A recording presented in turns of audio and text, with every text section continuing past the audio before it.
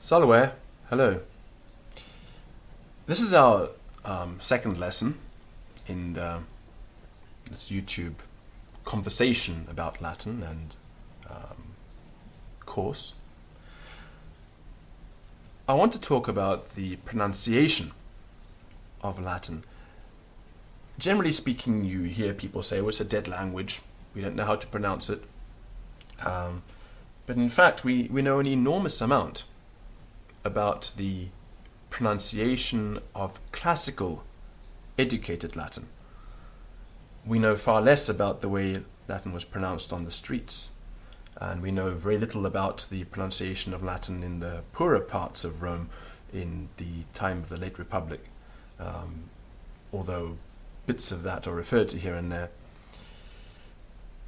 There are around, let's see, I'm not sure how many volumes of Keil there are, but I think it's about 18 volumes of Keil. Keil is a collection of writings on Latin grammar by the Romans themselves. An enormous amount. The Romans were completely obsessed with their language. I think they suffered from Greek envy. Ancient Greek, of course, being the paragon, and the Romans wanted their language to be treated with the seriousness that Greek was treated with. So that they wrote an enormous amount about their language. And much of this writing concerns pronunciation. Long discussions about pronunciation of individual words, etc. We know quite a lot, and the main academic summaries can be found, for example, in Sidney Allen's Vox Latina. This is probably the Bible, I suppose, in some sense, for those who are interested in the classical pronunciation of Latin in the time of the late Republic. Then we have Bennett, who wrote a book called The Latin Language, a historical outline of its sounds, inflections, and syntax. That's Bennett, or a little bit of Bennett. And we have Sturtevant, who also wrote extensively. And there are many others, Seher and Allen, A.P. David, a great many contemporary writers as well. It's not only, of course, the Romans that we know things from.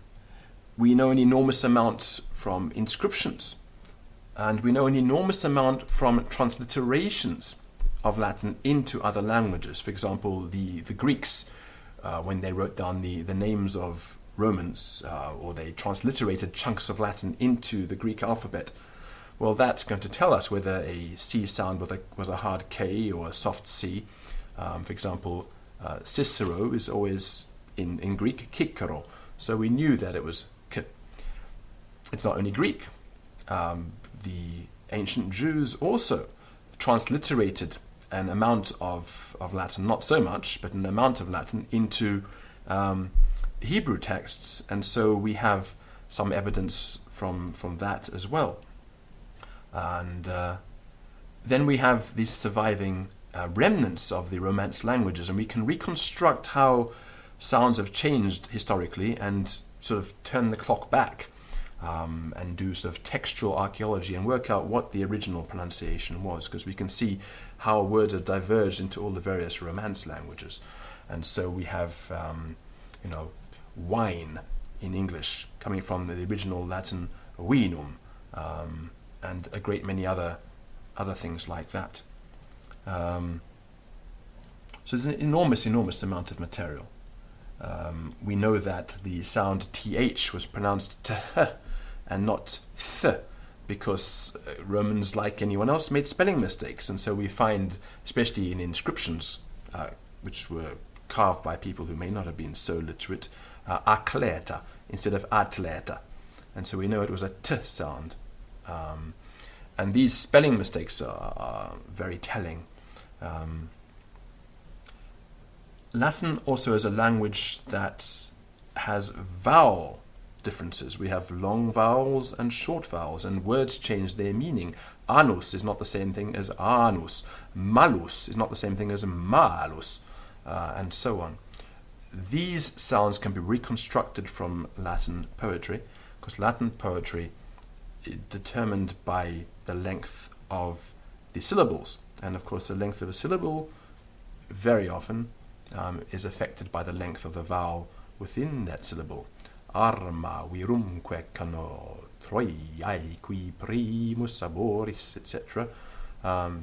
Qui dono lepidum novum libellum arida modo pumec expolitum corneli tibi iamque tu solebas meas esse aliquid putare nugas.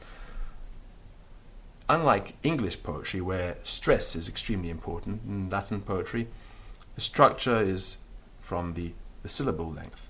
And so in the 1600s, an enormous amount of work was done reconstructing, 1500s, 1600s, reconstructing the correct syllable length of Latin words.